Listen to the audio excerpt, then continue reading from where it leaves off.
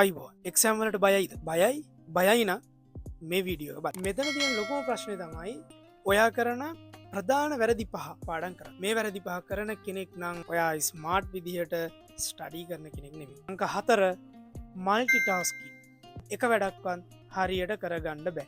හතරවෙනි මිස්ටේක් එක මල්ටිටාස්ක්. මේක ගොඩ දෙනෙක් කරන ලොකු මිස්ටේක්. ඒ කියන්නේ තමන්ට වැඩ 10ක් 15ක් එකපාර කරන්න පුළුවන් කියලා හිතන එක. ස්ටඩී කරන වෙලාවට බාධා වෙන පොඩි ඔයා කරන අමතර වැඩ තියෙනවා. මේකෙන් ප්‍රධානම ෆෝන් එක බලන එක. පළවෙනියටම මේකෙන් ඈත් වෙන්න උත්සාහ කරන්න. සෝෂල් මීඩියා වලට ගියා Facebook එකේ මොකද්ද chat කරන්නේ මොකද්ද මැසේජ් කරලා දින like කීයද කමෙන්ට් කරලා පාඩම් ෆෝන් එක බලනවා පාඩම් කරනවා ෆෝන් එක බලනවා මේක තමයි දැන් ගොඩක් වෙලාවට කරන්නේ. මේ වැඩේ කරන්න එපා. අපි දැන් මුලින් කතා කරමින් හිටව මිස්ටේක් තුනම නොකර මේ වැඩේ කරත් කරපු කිසිම දෙයකින් පළක් ප්‍රයෝජනයක් වෙන්නේ නැහැ. මේක පිටිපස්සේ තියෙන සයන්ස් එක අපේ බ්‍රේන් එකම තමයි. එතකොට මෙයාට බෑ ඔයා දෙන ඉන්පුට්ස් ගොඩක් එකපාර එනකොට ඒක එකතු කරගෙන ප්‍රොසෙස් කරන්න. කොහොමද මේක ෆික්ස් කරගන්නේ? ෆෝන් එකෙන් හරි වෙන කිසියම් ඔයාට කරදරයක් වෙන ස්ටඩි කරනකොට කරදරයක් වන දේවල් ඈඩ් කරන පරිසරයක් හදාගන්න. අපි මේකට කියනවා බාධා නොවන ඉන්වයරමන්ට් එක. පරිසරයක් ඔයාගේ කාමරය ඇතුලේ හදාගන්න.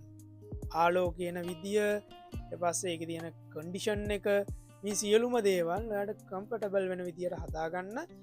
ඒක මේ මල්ටිටාස්කින් කියන මිස්ටේක් එක කරන්න නැතුව පාඩම් කරගන්න ස්ටඩි කරගන්න තියෙන ලොකු මෙතඩ් එක.